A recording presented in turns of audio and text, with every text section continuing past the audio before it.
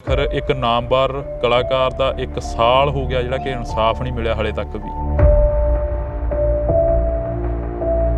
ਸਿੱਧੂ ਨੂੰ ਪਿਆਰ ਕਰਨ ਵਾਲੇ ਕਿਸੇ ਭਰਾ ਨੇ ਆਪਣੀ ਥਾਰ ਹੈ ਜਿਹੜੀ ਉਹ ਨਹਿਰ 'ਚ ਸੁੱਟ ਦਿੱਤੀ ਤਾਂ ਜੋ ਸਰਕਾਰ ਨੂੰ ਕੋਈ ਸੁਨੇਹਾ ਦੇ ਸਕੇ ਔਰ ਗਵਰਨਮੈਂਟ ਨੇ ਇੱਕ ਐਕਸ਼ਨ ਦਿਖਾਉਂਦਿਆਂ ਹੋਇਆ ਉਹ ਤੇ ਪਰਚਾ ਦਰਜ ਕਰ। ਜਿਹੜਾ ਵੀ ਸ਼ੁਭਦੀਪ ਸਿੰਘ ਸਿੱਧੂ ਮੂਸੇਵਾਲੇ ਦੀ ਗੱਲ ਕਰਦਾ ਉਸ ਨੂੰ ਗੋਲੀਆਂ, ਜੇਲ੍ਹਾਂ, ਥਾਣੇ, ਕਚਹਿਰੀਆਂ ਦੇ ਗੇੜੇ ਕਿਉਂ ਖਾਣੇ ਪੈਂਦੇ ਨੇ? ਸਰਕਾਰ ਦੀ ਪੂਰੀ ਕੋਸ਼ਿਸ਼ ਹੈ ਵੀ ਸਿੱਧੂ ਦਾ ਨਾਮ ਨਾ ਲਿਆ ਜਾਵੇ।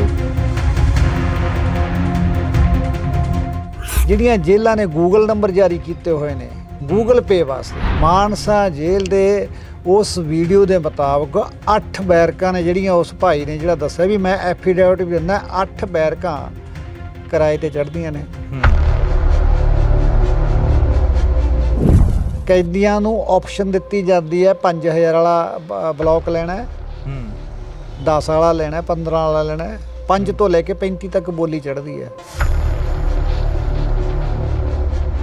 ਕੋਰਟ ਕਚਹਿਰੀਆਂ ਦੇ ਚੱਕਰ ਕੱਢਦੇ ਰਹੇ, ਉੱਥੇ ਬੈਠੇ ਰਹੇ। ਅੱਜ ਕੀ ਨਿਕਲਿਆ ਪੇਸ਼ੀ ਦੇ ਵਿੱਚੋਂ, ਜੋ ਅੱਜ ਪੇਸ਼ੀ ਹੋਈ ਹੈ? ਮੈਨੂੰ ਤਾਂ ਕਦੇ ਲੱਗਦਾ ਵੀ ਕੋਰਟ ਕਚਹਿਰੀਆਂ ਸ਼ਾਇਦ ਸਾਡੇ ਮੁਕੱਦਰ ਦਾ ਹੀ ਹਿੱਸਾ ਨੇ। ਠੀਕ ਹੈ, ਪਹਿਲਾਂ ਪੁੱਤ ਦਾ ਹੌਸਲਾ ਹੁੰਦਾ ਸੀ, ਲੜ ਲੈਂਦਾ ਸੀ ਨਾਲ, ਹੁਣ ਥੋੜਾ ਇਹ ਗੱਲਾਂ ਜਿਹੜੇ ਮਰਵਾਉਣ ਵਾਲੇ ਨੇ ਅਸਲੀ ਨੇ ਉਹ ਤਾਂ ਫੜੇ ਨਹੀਂ ਗਏ ਹਲੇ ਤੱਕ, ਉਹ ਤਾਂ ਬਾਹਰ ਬੈਠੇ ਨੇ, ਉਹ ਤਾਂ ਘੁੰਮ ਰਹੇ ਨੇ। ਵੀ ਜਿਹੜੇ ਬੰਦੇ ਫੜੇ ਨੇ ਠੀਕ ਹੈ, ਉਹਨਾਂ ਨੇ ਗੋਲੀਆਂ ਚਲਾਈਆਂ, ਉਹਨਾਂ ਨੇ ਗੁਨਾਹ ਉਹਨਾਂ ਨੇ ਵੀ ਕੀਤਾ ਹੈ, ਉਹ ਭਲੇ ਮਾਨਸ ਨਹੀਂ ਹੈਗੇ। ਪਰੰਤੂ ਸਿੱਧੂ ਨੂੰ ਜ਼ਿਆਦਾਤਰ ਮਾਰਨ ਵਾਲੇ ਲੋਕ ਸਿੱਧੂ ਨੂੰ ਜਾਣਦੇ ਤੱਕ ਵੀ ਨਹੀਂ ਸੀ ਜੀ। ਬਹੁਤੇ ਕਈ ਵਾਰੀ ਮੌਤ ਨੂੰ ਲੈ ਕੇ ਤਾਂ ਐਂ ਹੁੰਦਾ ਵੀ ਚਲੋ ਜਿੰਨੀ ਕੁ ਪਰਮਾਤਮਾ ਨੇ ਸਵਾਸਾਂ ਦੀ ਪੂੰਜੀ ਦਿੱਤੀ ਹੈ ਨਾ ਕੋਈ ਰੀਜ਼ਨ ਬਣ ਜਾਂਦਾ, ਚਲੋ ਹੋ ਗਿਆ। ਪਰੰਤੂ ਉਸ 'ਤੇ ਜਾਣ ਤੋਂ ਬਾਅਦ ਜਿਹੜਾ ਸਰਕਾਰ ਦਾ ਰਵੱਈਆ ਨਾ ਉਹ ਅਤੀ ਨਿੰਦਣਯੋਗ ਹੈ। ਇੱਕ ਬਿਆਨ ਦਿੱਤਾ ਸੀ ਐਤਵਾਰ ਨੂੰ, ਜਿਸ ਦੇ ਵਿੱਚ ਕਿਹਾ ਗਿਆ ਸੀ ਕਿ ਜਿਹੜਾ ਸ਼ੁਭਦੀਪ ਦਾ ਇਹ ਕੁੜਤਾ ਗੱਲ ਉਹ ਭੇਜਿਆ, ਇਹ ਅਸੀਂ ਪਾ ਕੇ ਜਾਵਾਂਗੇ, ਦਿਖਾਵਾਂਗੇ ਕਿ ਸਾਡੇ ਪੁੱਤ ਨੂੰ ਇਨਸਾਫ ਕਿਉਂ ਨਹੀਂ ਮਿਲ ਰਿਹਾ। ਅਸੀਂ ਝੋਲੀ ਅੱਡ ਕੇ ਹਰ ਇੱਕ ਪਿੰਡ ਦੇ ਵਿੱਚ ਜਾਵਾਂਗੇ।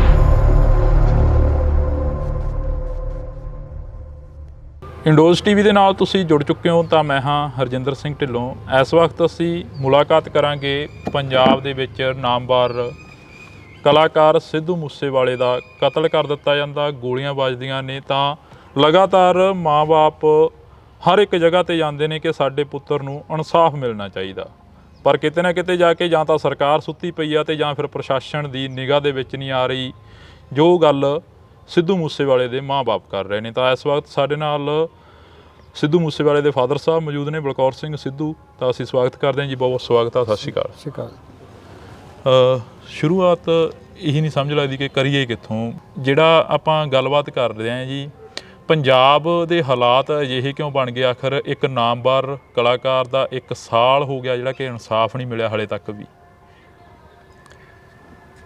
ਇਸ ਗੱਲ ਤੋਂ ਤਾਂ ਸਰਕਾਰ ਵੀ ਭਲੀ ਭਾਂਤ ਜਾਣੂ ਹੈ ਔਰ ਜਾਣ ਬੁੱਝ ਕੇ ਇਸ ਚੀਜ਼ ਨੂੰ ਨੱਪਿਆ ਜਾ ਰਿਹਾ ਜੀ।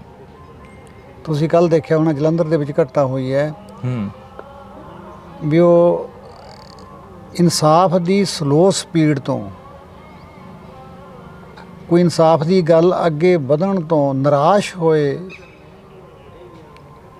ਸਿੱਧੂ ਨੂੰ ਪਿਆਰ ਕਰਨ ਵਾਲੇ ਕਿਸੇ ਭਰਾ ਨੇ ਆਪਣੀ ਥਾਰ ਹੈ ਜਿਹੜੀ ਉਹ ਨਹਿਰ 'ਚ ਸੁੱਟ ਦਿੱਤੀ ਤਾਂ ਜੋ ਸਰਕਾਰ ਨੂੰ ਕੋਈ ਸੁਨੇਹਾ ਦੇ ਸਕੇ। ਭਾਵੇਂ ਕਿ ਮੈਂ ਵਿਅਕਤੀਗਤ ਤੌਰ 'ਤੇ ਇਸ ਗੱਲ ਦੀ ਹਾਮੀ ਨਹੀਂ ਕਰਦਾ, ਮੈਂ ਹਮੇਸ਼ਾ ਹੀ ਸਿੱਧੂ ਨੂੰ ਪਿਆਰ ਕਰਨ ਵਾਲਿਆਂ ਨੂੰ ਅਪੀਲ ਕਰਦਾ ਵੀ ਆਪਾਂ ਤੁਹਾਡੀ ਜਿਹੜੀ ਜਾਨ ਹੈ ਉਹ ਜੋਖਮ 'ਚ ਨਹੀਂ ਪਾਉਣੀ। ਤੁਹਾਡੀਆਂ ਜਾਨਾਂ, ਤੁਹਾਡੀ ਤੰਦਰੁਸਤੀ ਮੇਰੇ ਲਈ ਹੌਸਲੇ ਦਾ ਵੱਡਾ ਕਾਰਨ ਹੈ, ਕਿਉਂਕਿ ਜੇ ਤੁਸੀਂ ਮੌਜੂਦ ਹੋ ਤਾਂ ਮੈਂ ਤੁਹਾਡੇ ਨਾਲ, ਮੇਰੀ ਵੀ ਹੋਂਦ ਹੈ ਕੋਈ ਜੀ। ਪਰੰਤੂ ਉਸ ਵਿਅਕਤੀ ਨੇ ਇੱਕ ਆਪਣਾ ਰੋਸ ਦਰਜ ਕਰਨ ਦੇ ਲਈ ਜੀ, ਸਰਕਾਰ ਕੋਲੇ ਆਪਣੀ ਆਵਾਜ਼ ਪਹੁੰਚਦੀ ਕਰਨ ਦੇ ਲਈ ਇਹ ਕਦਮ ਉਠਾਇਆ ਜੀ ਔਰ ਗਵਰਨਮੈਂਟ ਨੇ ਇੱਕ ਐਕਸ਼ਨ ਦਿਖਾਉਂਦਿਆਂ ਹੋਇਆ ਉਹ ਤੇ ਪਰਚਾ ਦਰਜ ਕਰਤਾ। ਕਿ ਐਡਾ ਕੀ ਗੁਨਾਹ ਸੀ ਉਹਦਾ? ਉਹਨੇ ਇੱਕ ਰੋਸ ਪ੍ਰਗਟ ਕੀਤਾ ਵੀ ਜੇਕਰ ਇੱਕ ਨਾਮਵਰ ਸ਼ਖਸੀਅਤ ਜਿਹਨੂੰ ਸੰਸਾਰ ਭਰ ਦੇ ਵਿੱਚ ਜਾਣਿਆ ਜਾਂਦਾ ਹੈ, ਉਹਦੇ ਮਰਡਰ ਦੀ ਕਹਾਣੀ ਜਿਹੜੀ ਇੰਨੀ ਉਲਝ ਚੁੱਕੀ ਹੈ ਔਰ ਪਹਾੜੇ ਦੇ ਟੱਟੂ ਜਿਹੜੇ ਸਾਡੇ ਸਿਸਟਮ ਦੀ ਦੇਣ ਨੇ, ਜਿਨ੍ਹਾਂ ਦੇ ਪਿੱਛੇ ਸਰਕਾਰ ਆਪਣੀ ਹਿੱਕ ਠੋਕ ਕੇ ਖੜੀ ਹੈ, ਉਹਨਾਂ ਦੀ ਮਦਦ ਕਰ ਰਹੇ ਨੇ। ਪਰੰਤੂ ਜੇ ਜਨਤਾ ਦੇ ਗੁੱਸੇ ਨੂੰ, ਜਨਤਾ ਦੀ ਇੱਛਾ ਨੂੰ ਸਰਕਾਰ ਸਮਝਣ ਦੀ ਕੋਸ਼ਿਸ਼ ਨਹੀਂ ਕਰ ਰਹੀ। ਸ਼ਾਇਦ ਜੇ ਸਰਕਾਰ ਥੋੜ੍ਹਾ ਬਹੁਤਾ ਵੀ ਇਸ ਮਸਲੇ 'ਤੇ ਗੰਭੀਰ ਹੁੰਦੀ ਤਾਂ ਉਸ ਨੌਜਵਾਨ ਨੂੰ ਐਡਾ ਵੱਡਾ ਕਦਮ ਨਾ ਉਠਾਉਣਾ ਪੈਂਦਾ। ਔਰ ਦੇਖੋ ਉਹ 'ਤੇ ਕਿੰਨੀ ਮੁਸਤੈਦੀ ਦਿਖਾਈ। ਬਿਲਕੁਲ, ਕੋਈ ਵੀ ਹੋਰ ਨਾ ਕੋਈ ਇਦਾਂ ਦੀ ਕਾਰਵਾਈ ਕਰ ਜੇ ਤਾਂ ਉਹ 'ਤੇ ਪਰਚਾ ਦੇਤਾ। ਜਿਹੜਾ ਵੀ ਸ਼ੁਭਦੀਪ ਸਿੰਘ ਸਿੱਧੂ ਮੂਸੇਵਾਲੇ ਦੀ ਗੱਲ ਕਰਦਾ, ਉਸ ਨੂੰ ਗੋਲੀਆਂ, ਜੇਲ੍ਹਾਂ, ਥਾਣੇ, ਕਚਹਿਰੀਆਂ ਦੇ ਗੇੜੇ ਕਿਉਂ ਖਾਣੇ ਪੈਂਦੇ ਨੇ? ਇਹ ਸਵਾਲ ਬੜੇ ਵੱਡੇ ਖੜੇ ਹੋ ਜਾਂਦੇ ਨੇ। ਬਿਲਕੁਲ, ਜਿਹੜਾ ਸਰਕਾਰ ਦੀ ਪੂਰੀ ਕੋਸ਼ਿਸ਼ ਹੈ ਵੀ ਸਿੱਧੂ ਦਾ ਨਾਮ ਨਾ ਲਿਆ ਜਾਵੇ। ਸਿੱਧੂ ਦੇ ਮਗਰ ਪ੍ਰੋਟੈਸਟ ਕਰਨ ਵਾਲੇ ਜਿਹੜੇ ਲੋਕ ਹੈ ਉਹਨਾਂ ਦੀ ਗੱਲ ਨੂੰ ਨੱਪ ਦਿੱਤਾ ਜਾਵੇ। ਸਿੱਧੂ ਉਸ ਖਬਰ ਨੂੰ ਕਿਸੇ ਚੈਨਲ ਨੇ ਦਿਖਾਇਆ ਜੀ? ਜਿਹੜੀ ਜਲੰਧਰ ਵਾਲੀ ਮੈਂ ਤੁਹਾਡੀ ਗੱਲ ਕਰਦਾ, ਉਸ ਖਬਰ ਨੂੰ ਬਿਲਕੁਲ ਕੋਈ ਚੈਨਲ ਨਹੀਂ ਦਿਖਾਊਗਾ। ਹੁਣ ਤੁਸੀਂ ਤੁਹਾਡੇ ਸਾਹਮਣੇ ਜਿਹੜਾ ਕੱਲ੍ਹ ਪਰਸੋਂ ਦੀ ਪ੍ਰੋ ਪੰਜਾਬ ਟੀਵੀ ਦੇ ਮਾਧਿਅਮ ਤੋਂ ਮੈਨੂੰ ਇੱਕ ਵੀਡੀਓ ਵੇਖਣ ਨੂੰ ਮਿਲੀ ਹੈ ਜਿਹਦੇ ਦੇ ਵਿੱਚ ਜੇਲ੍ਹ ਦਾ ਵਰਤਾਂਤ ਹੈ ਮਾਨਸਾ ਦੀ ਦਾ। ਔਰ ਤੁਸੀਂ ਕਿਸੇ ਚੈਨਲ 'ਤੇ ਚੱਲਦੀ ਦੇਖੀ ਹੈ?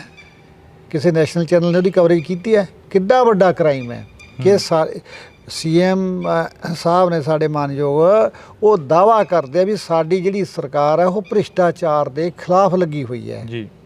ਸਾਡੀ ਮੁੱਢ ਤੋਂ ਹੀ ਅਸੀਂ ਭ੍ਰਿਸ਼ਟਾਚਾਰ ਦਾ ਪੈਸਾ ਲਿਆ ਕੇ ਖਜ਼ਾਨੇ 'ਚ ਜਮ੍ਹਾਂ ਕਰਾਂਗੇ।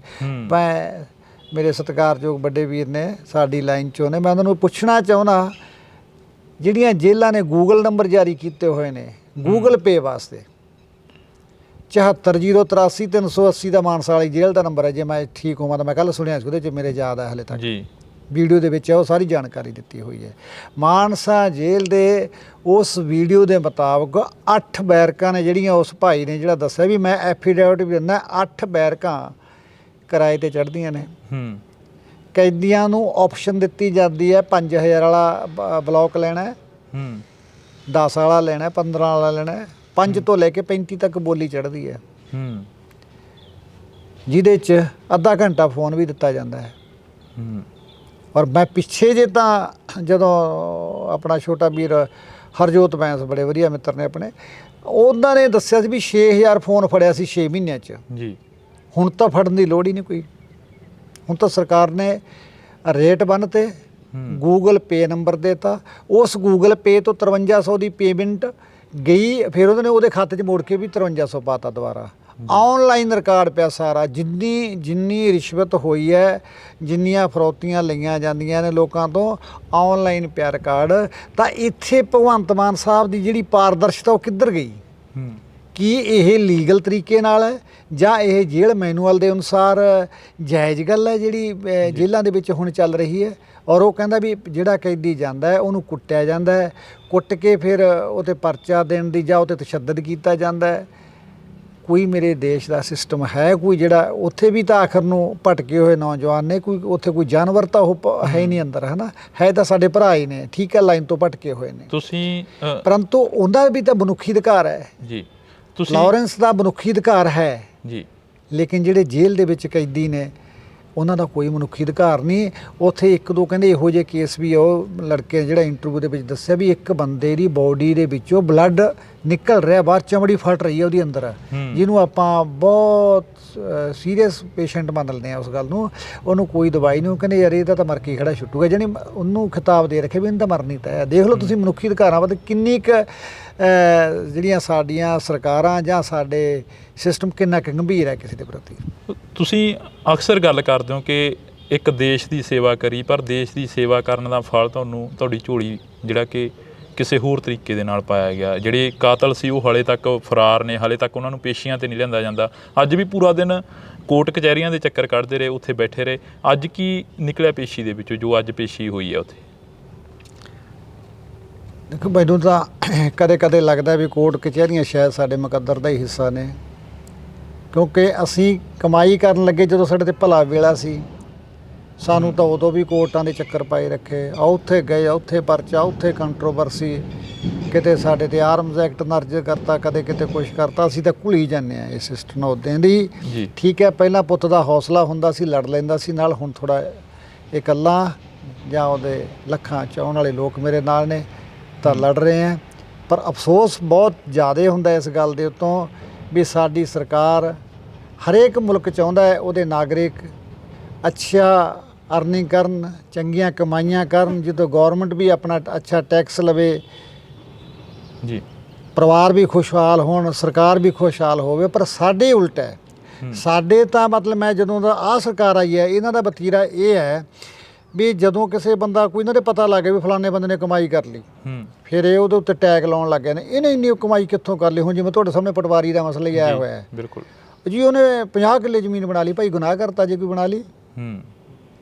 ਉਹਦੇ ਕੋਲ ਸੋਰਸ ਹੋਣਗੇ ਕਿਸੇ ਕਿਸਮ ਦੇ, ਪਰ ਤੁਸੀਂ ਆ ਕਦੇ ਪੁੱਛਿਆ ਵੀ ਹੈ ਲਾਰੈਂਸ ਨੇ 5 ਕਰੋੜ ਤੋਂ ਪਲੱਸ ਉਹ ਮਹੀਨੇ ਦੇ ਫਰੌਤੀਆਂ ਲੈ ਰਿਹਾ, ਤੁਹਾਡਾ ਸਿਸਟਮ ਉਹਦੇ ਨਾਲ ਰਲਿਆ ਹੋਇਆ ਹੈ। ਆ ਤੁਹਾਡੇ ਜੇਲ੍ਹ ਵਾਲੇ ਕੀ ਕਰੀ ਜਾਂਦੇ ਨੇ, ਹਰੇਕ ਚੀਜ਼ ਬਕਾਊ ਕਰੀ ਜਾਂਦੇ ਨੇ, ਉੱਥੇ 10,000 ਤੋਂ ਲੈ ਕੇ 35,000 ਤੱਕ ਦਾ ਫੋਨ ਸੇਲ ਕਰੀ ਜਾਂਦੇ ਨੇ।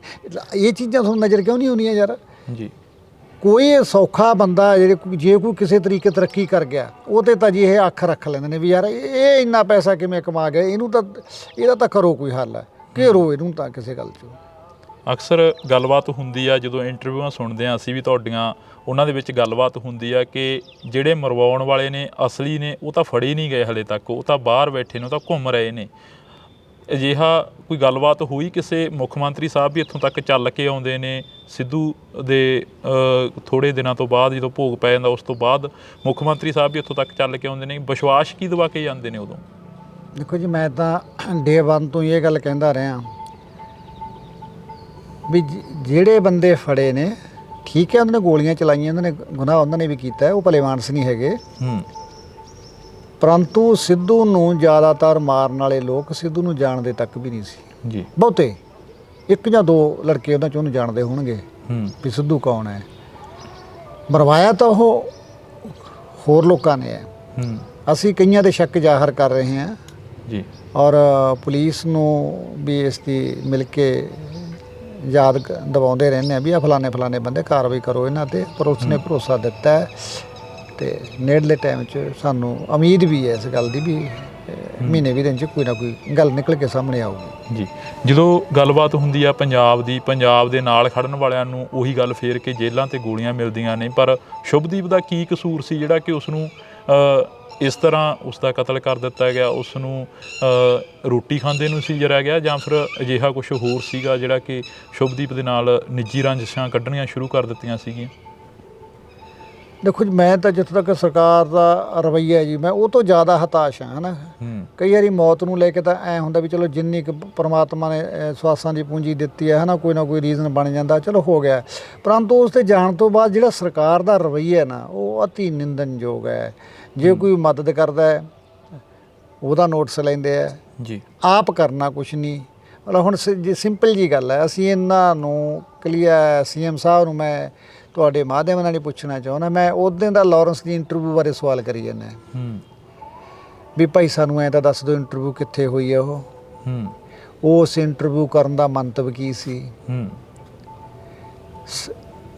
ਉਹਦੀ ਸਿੱਟ ਬਿਠਾਤੀ ਤੁਸੀਂ ਜੀ। ਕੀ ਸਿੱਟ ਬਿਠਾਉਣਾ ਜਾਇਜ਼ ਕੰਮ ਹੈ? ਸਿੱਟ ਬਹਿੰਦੀ, ਪਰੰਤੂ ਪਹਿਲਾਂ FIR ਰਜਿਸਟਰਡ ਹੁੰਦੀ, ਉਸ ਤੋਂ ਬਾਅਦ ਸਿੱਟ ਬਿਠਾ ਦਿੰਦੇ, ਨਾਲੇ ਉਹਦੀ ਰਿਪੋਰਟ ਵੀ ਆ ਜਾਂਦੀ। ਪਰੰਤੂ ਜਿਹੜੇ ਮਾਮਲੇ ਨੂੰ ਇਹਨਾਂ ਨੇ ਨੱਪਣਾ ਹੁੰਦਾ ਉਹਦੀ ਸਿੱਟ ਬਿਠਾ ਦਿੰਦੇ ਨੇ। ਦੇਖੋ ਅੱਜ 6ਵਾਂ ਮਹੀਨਾ ਮੇਰਾ ਖਿਆਲ ਲੱਗ ਗਿਆ ਉਸ ਇੰਟਰਵਿਊ ਨੂੰ।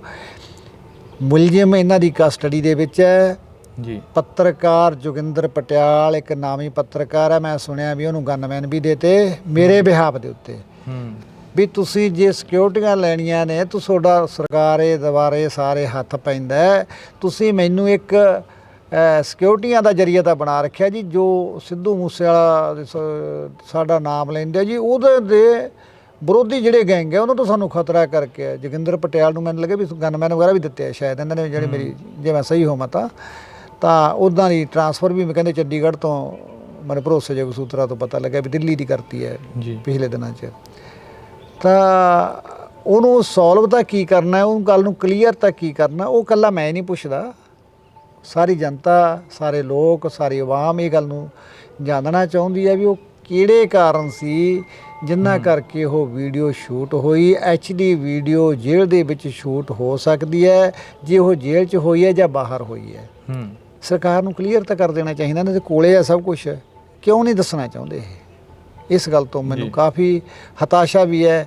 ਔਰ ਅਸੀਂ ਦੇਸ਼ ਦੇ ਇੱਜ਼ਤਦਾਰ ਨਾਗਰਿਕਾਂ ਔਰ ਸਰਕਾਰ ਦੇ ਖਜ਼ਾਨੇ ਵਿੱਚ ਬਣਦਾ ਯੋਗਦਾਨ ਆਪਦਾ ਬੜੀ ਇਮਾਨਦਾਰੀ ਦੇ ਨਾਲ ਪਾਉਂਦੇ ਆ, ਪਰ ਉਹਦੇ ਬਾਵਜੂਦ ਵੀ ਸਾਡੇ ਨਾਲ ਜਿਹੜਾ ਵਤੀਰਾ ਹੈ ਉਹ ਦੂਜੇ ਦਰਜੇ ਦੇ ਸ਼ਹਿਰੀ ਵਾਲਾ ਕਿਉਂ ਕੀਤਾ ਜਾਂਦਾ ਹੈ। ਗੁਲਾਮਾਂ ਵਾਲੀ ਮਾਨਸਿਕਤਾ ਸਾਨੂੰ ਕਿਉਂ ਦਿਖਾਈ ਜਾ ਰਹੀ ਹੈ, ਮੈਨੂੰ ਇਸ ਗੱਲ ਦੀ ਸਮਝ ਅਜੇ ਤੱਕ ਵੀ ਨਹੀਂ। ਇੱਕ ਬਿਆਨ ਦਿੱਤਾ ਸੀ ਐਤਵਾਰ ਨੂੰ, ਜਿਸ ਦੇ ਵਿੱਚ ਕਿਹਾ ਗਿਆ ਸੀ ਕਿ ਜਿਹੜਾ ਸ਼ੁਭਦੀਪ ਦਾ ਇਹ ਕੁੜਤਾ ਗਾ ਲਹੂ ਭਿੱਜਿਆ, ਇਹ ਅਸੀਂ ਪਾ ਕੇ ਜਾਵਾਂਗੇ, ਦਿਖਾਵਾਂਗੇ ਕਿ ਸਾਡੇ ਪੁੱਤ ਨੂੰ ਇਨਸਾਫ ਕਿਉਂ ਨਹੀਂ ਮਿਲ ਰਿਹਾ। ਅਸੀਂ ਝੋਲੀ ਅੱਡ ਕੇ ਹਰ ਇੱਕ ਪਿੰਡ ਦੇ ਵਿੱਚ ਜਾਵਾਂਗੇ। ਜਲੰਧਰ ਜਿਮਨੀ ਚੋਣ ਦੇ ਵਿੱਚ ਵੀ ਤੁਸੀਂ ਜਾ ਕੇ ਆਏ ਹੋ, ਹੁਣ 2024 ਦੀਆਂ ਚੋਣਾਂ ਵੀ ਆ ਰਹੀਆਂ ਨੇ। ਕੀ ਐਕਸ਼ਨ ਹੋਣਗੇ ਜਿਹੜੇ ਕਿ ਸ਼ੁਭਦੀਪ ਦੇ ਮਾਪਿਆਂ ਦੇ ਵੱਲੋਂ ਜਾਂ ਸ਼ੁਭਦੀਪ ਨੂੰ ਚਾਹੁਣ ਵਾਲਿਆਂ ਦੇ ਵੱਲੋਂ ਕੀਤੇ ਜਾਣੇ ਆ? ਦੇਖੋ ਜੀ, ਉੱਦਾਂ ਰੋਸ ਜ਼ਾਹਰ ਕਰਨ ਦਾ ਤਰੀਕਾ ਤਾਂ ਕੋਈ ਵੀ ਹੋ ਸਕਦਾ ਹੈ। ਉਹ ਚਾਹੇ ਇੱਕ ਕਮੀਜ਼ ਪਾ ਕੇ ਆਪਣੀਆਂ ਭਾਵਨਾਵਾਂ ਪ੍ਰਗਟ ਕਰਨੀਆਂ ਹੋਣ, ਚਾਹੇ, ਕਿਉਂਕਿ ਜੇ ਸਰਕਾਰ ਗੱਲ ਨਹੀਂ ਸਾਡੀ ਸੁਣਦੀ ਤਾਂ ਅਸੀਂ ਵੀ ਦੁੱਖ ਦੀ ਰਗ 'ਤੇ ਹੀ ਹੱਥ ਰੱਖਾਂਗੇ ਜੀ। ਰਿਜ਼ਲਟ ਜੋ ਵੀ ਹੋਣ ਹਨ, ਇਸ ਗੱਲ ਦਾ ਸਾਨੂੰ ਨਹੀਂ ਪਤਾ ਵੀ ਉਸ ਗੱਲ ਦਾ ਕੋਈ ਅਸਰ ਪੈਂਦਾ ਕਿ ਨਹੀਂ ਪੈਂਦਾ, ਪਰੰਤੂ ਅਸੀਂ ਤਰ੍ਹਾਂ ਤਰ੍ਹਾਂ ਦੇ ਜਿਹੜੇ ਆਪਣੇ ਪੈਂਤਰੇ ਹੈ, ਆਪਣੀਆਂ ਸਕੀਮਾਂ ਨੇ, ਵਿਉਂਤਬੰਦੀ ਆਪਣੀ, ਉਹ ਸਮੇਂ ਦੇ ਹਿਸਾਬ ਨਾਲ ਲਾਗੂ ਕਰਦੇ ਰਹਾਂਗੇ। ਚਾਹੇ ਉਹ ਕਮੀਜ਼ ਪਾ ਕੇ ਪ੍ਰਦਰਸ਼ਨ ਕਰਨ ਵਾਲਾ ਹੈ, ਚਾਹੇ ਕੋਈ ਸਾਨੂੰ ਸੜਕ ਰੋਕਣੀ ਪਵੇ। ਆਉਣ ਵਾਲੇ ਭਵਿੱਖ ਦੇ ਵਿੱਚ ਅਸੀਂ ਜ਼ਰੂਰ ਕੋਈ ਨਾ ਕੋਈ ਯੋਜਨਾਬੰਦੀ ਬਣਾ ਕੇ ਨਿਕਲਾਂਗੇ ਔਰ ਸਾਰੇ ਆਵਾਮ ਦੀ, ਸਾਰੀ ਸੰਗਤ ਦੀ ਰਾਏ ਦੇ ਨਾਲ, ਜਿੱਦਾਂ ਸਾਡੇ 'ਤੇ ਬਹੁਤ ਪ੍ਰੈਸ਼ਰ ਹੈ ਲੋਕਾਂ ਦਾ ਇਸ ਗੱਲ ਦਾ ਵੀ ਤੁਸੀਂ ਚੁੱਪ ਕਰਕੇ ਨਾ ਬੈਠੋ, ਇੱਦਾਂ ਨਹੀਂ ਗੱਲ ਸੁਣਨੀ ਤੁਹਾਡੀ, ਆਪਾਂ ਨੂੰ ਸੜਕਾਂ 'ਤੇ ਉਤਰਨਾ ਪਊਗਾ। ਤਾਂ ਆਉਣ ਵਾਲੇ ਸਮੇਂ ਦੇ ਵਿੱਚ ਹੋ ਸਕਦਾ ਕੋਈ ਇਸ ਤਰ੍ਹਾਂ ਦਾ ਵੀ ਸਾਨੂੰ ਰਾਹ ਅਖਤਿਆਰ ਕਰਨਾ ਪਵੇ ਜੇ ਸਰਕਾਰ ਨੇ ਕੋਈ ਸਾਡੇ ਪੱਲੇ ਨਾ ਪਾਇਆ। ਫਿਲਹਾਲ ਮੈਂ ਇਸ ਗੱਲ ਤੋਂ ਆਸਬੰਦ ਹਾਂ ਜੀ, ਜਿੱਦਾਂ SSP ਸਾਹਿਬ ਨੇ ਮੈਨੂੰ ਭਰੋਸਾ ਦਿੱਤਾ ਵੀ ਤੁਹਾਨੂੰ ਥੋੜ੍ਹੇ ਦਿਨ, ਮਹੀਨੇ ਵੀ ਦਿਨ 'ਚ ਕਿ ਇਹ ਗੱਲ ਨੂੰ ਸਿਰੇ ਲਾ ਕੇ ਦਿੰਦੇ ਹਾਂ। ਤਾਂ ਸਾਨੂੰ ਜੇ ਅਫਸਰ ਭਰੋਸਾ ਦਿੰਦੇ ਨੇ ਤਾਂ ਸਾਡੇ ਵਿਸ਼ਵਾਸ ਅਸੀਂ ਤਾਂ 1.25 ਸਾਲ ਤੋਂ ਕਰ ਰਹੇ ਹਾਂ, ਚਲੋ ਹੋਰ ਵੇਖ ਲੈਂਦੇ ਹਾਂ ਮਹੀਨਾ ਵੀ ਦਿਨ। ਇੱਕ ਆਖਰੀ ਸਵਾਲ ਪੁੱਛਾਂਗਾ, ਕਿਉਂਕਿ ਸਮਾਂ ਵੀ ਜ਼ਿਆਦਾ ਹੋ ਜਾਂਦਾ ਗਾ, ਤੁਹਾਡਾ ਵੀ ਜਿਹੜਾ ਦਿਮਾਗ ਆ ਹੋਰ ਪਾਸੇ ਕਾਫੀ ਗੱਲਾਂ ਹੋ ਜਾਂਦੀਆਂ ਨੇ, ਪਰ ਆਖਰੀ ਸਵਾਲ ਇਹ ਪੁੱਛਾਂਗਾ ਕਿ ਸ਼ੁਭਦੀਪ ਸਿੰਘ ਸਿੱਧੂ ਮੂਸੇਵਾਲੇ ਦਾ ਨਾਮ ਉਹ ਵੀ ਵਰਤ ਰਹੇ ਨੇ ਜਿਹੜੇ ਉਹਦੇ ਜਿਉਂਦੇ ਜੀ ਵਿਰੋਧ ਦੇ ਵਿੱਚ ਖੜਦੇ ਰਹੇ ਨੇ, ਅੱਜ ਉਹ ਵੀ ਵਰਤ ਰਹੇ ਨੇ, ਉਹਨਾਂ ਲਈ ਕੀ ਆਗਾ? ਦੇਖੋ ਬੇਟਾ, ਲਾਲਚੀ ਬੰਦੇ ਦਾ ਕੋਈ ਦੀਨਮਾਨ ਨਹੀਂ ਹੁੰਦਾ, ਉਹਨੇ ਤਾਂ ਪੈਸੇ ਦਾ ਹਿਸਾਬ ਕਿਤਾਬ ਵੇਖਣਾ ਹੁੰਦਾ ਹੈ। ਇਸ ਮਾਮਲੇ 'ਚ ਮੇਰਾ ਪੁੱਤਰ ਵੀ ਬਹੁਤ ਭੋਲਾ ਸੀ। ਅਸੀਂ ਜਲਦੀ ਕੀਤੇ ਹੀ ਪਿਓ ਪੁੱਤ ਇੱਕ ਵਿਸ਼ਵਾਸ ਕਰ ਜਾਂਦੇ ਇੱਕ ਦੂਸਰੇ 'ਤੇ। ਉਹਨੇ ਵੀ ਕਾਫੀ ਨੁਕਸਾਨ ਇਸ ਲਾਈਨ 'ਚ ਖਾਧਾ ਸੀ, ਹੁਣ ਵੀ ਖਾ ਰਹੇ ਹਾਂ। ਪਰੰਤੂ ਮੈਂ ਇਹੋ ਜਿਹੇ ਬੇਈਮਾਨ ਲੋਕਾਂ ਨੂੰ ਮੁਬਾਰਕਬਾਦ ਹੀ ਦਿੰਦਾ। ਕੋਈ ਗੱਲ ਨਹੀਂ, ਜੇ ਤੁਹਾਨੂੰ ਮੌਕਾ ਮਿਲਿਆ ਤਾਂ ਤੁਸੀਂ ਖੂਬ ਲਾਭ ਉਠਾਓ। ਅਸੀਂ ਤਾਂ ਜੋ ਭਾਂਡੇ ਜਿਹੜੇ ਪੈਣਾ ਪੈ ਗਏ ਆ ਔਰ ਅਸੀਂ ਮਾਲਕ ਦੀ ਰਹਿਮੋ ਕਰਮ ਦੇ ਉੱਤੇ ਵਧੀਆ ਇੱਜ਼ਤ ਨਾਲ ਰੋਟੀ ਖਾ ਰਹੇ ਹਾਂ ਔਰ ਖਾਂਦੇ ਰਵਾਂਗੇ। ਪਰੰਤੂ ਉਹਨਾਂ ਨੇ ਆਪਣੀ ਆਦਤਾਂ ਤੋਂ ਬਾਜ਼ ਨਹੀਂ ਆਉਣਾ। ਉਹ ਹਮੇਸ਼ਾ ਕੋਈ ਗਾਣਾ ਲੀਕ ਕਰਨ ਦੀ ਕੋਸ਼ਿਸ਼ ਕਰਦਾ ਹੈ, ਕਈ ਸਾਨੂੰ ਭਰੋਸੇ ਦੇ ਕੇ ਅੰਦਰ ਮਾੜੀਆਂ ਗੋਂਦਾਂ ਗੁੰਦਦੇ ਹੈ ਔਰ ਹੌਲੀ ਹੌਲੀ ਛੱਡਦੇ ਵੀ ਤੁਰੇ ਜਾ ਰਹੇ ਨੇ। ਚਲੋ ਪ੍ਰਮਾਤਮਾ ਉਹਨਾਂ ਨੂੰ ਸਲਾਮਤ ਰੱਖੇ, ਅਸੀਂ ਤਾਂ ਵੇਲਾ ਪੂਰਾ ਕਰ ਲਵਾਂਗੇ ਆਪਣਾ, ਕੋਈ ਗੱਲ ਨਹੀਂ ਜੀ। ਬਹੁਤ ਬਹੁਤ ਸ਼ੁਕਰੀਆ ਜੀ, ਥੈਂਕ ਯੂ। ਤਾਂ ਇਸ ਵਕਤ ਅਸੀਂ ਮੂਸੇ ਪਿੰਡ ਦੇ ਵਿੱਚ ਮੌਜੂਦ ਸਾਂ ਅਤੇ ਇੱਥੋਂ ਦੀ ਜੋ ਕਹਾਣੀ ਅਸੀਂ ਬਿਆਨ ਕੀਤੀ ਆ, ਤਾਂ ਇਹ ਇੱਕ ਬੜੀ ਭਾਵੁਕ ਜਿਹੜੀ ਕਿ ਗੱਲਬਾਤ ਹੋਈ ਆ। ਇੱਕ ਪੁੱਤ ਦਾ ਘਰੋਂ ਚਲੇ ਜਾਣਾ, ਤਾਂ ਗਿੱਲ ਹਰਦੀਪ ਦਾ ਉਹ ਗੀਤ ਵੀ ਯਾਦ ਆ ਰਹਿੰਦਾ, ਜਦੋਂ ਕਿਹਾ ਸੀ ਗਿੱਲ ਹਰਦੀਪ ਨੇ ਕਿ ਬਾਪ ਮਰੇ ਤਾਂ ਅੱਖੀਆਂ ਮੂਹਰੇ ਹਨੇਰਾ ਛਾ ਜਾਂਦਾ, ਗੱਭਰੂ ਪੁੱਤ ਮਰੇ ਤਾਂ ਗਮ ਹੱਡੀਆਂ ਨੂੰ ਖਾ ਜਾਂਦਾ। ਤਾਂ ਵਾਕਈ ਇੱਕ ਜਿਹੜੀ ਕਿ ਜ਼ਿੰਦਗੀ ਨੂੰ ਲੈ ਕੇ ਤੁਰਨਾ ਪੈਂਦਾ, ਚੱਲਦੇ ਰਹਿਣ ਦਾ ਨਾਂ ਜ਼ਿੰਦਗੀ ਆ, ਪਰ ਜੋ ਦਿਲ 'ਤੇ ਬੀਤ ਰਹੀ ਆ ਉਹ ਇਹਨਾਂ ਮਾਪਿਆਂ ਨੂੰ ਪੁੱਛਿਆ ਜਾਵੇ ਆ ਕਿ, ਅਤੇ ਨਾ ਵਰਤਣ ਵਾਲਿਆਂ ਨੂੰ ਵੀ ਇੱਕ ਅਪੀਲ ਆ ਕਿ ਹਾੜਾ ਰੱਬ ਦਾ ਸ਼ੁਭਦੀਪ ਸਿੱਧੂ ਦਾ ਨਾਂ ਨਾ ਵਰਤਿਆ ਜਾਵੇ। ਤੁਸੀਂ ਜੁੜੇ ਰਹਿਣਾ ਇੰਡੋਜ਼ TV ਦੇ ਨਾਲ। ਮੇਰੇ ਸਹਿਯੋਗੀ ਸਾਥੀ ਦੀਪ ਦੇ ਨਾਲ ਮੈਨੂੰ ਹਰਜਿੰਦਰ ਸਿੰਘ ਢਿੱਲੋਂ ਨੂੰ ਦਿਓ ਜੀ ਇਜਾਜ਼ਤ। ਧੰਨਵਾਦ।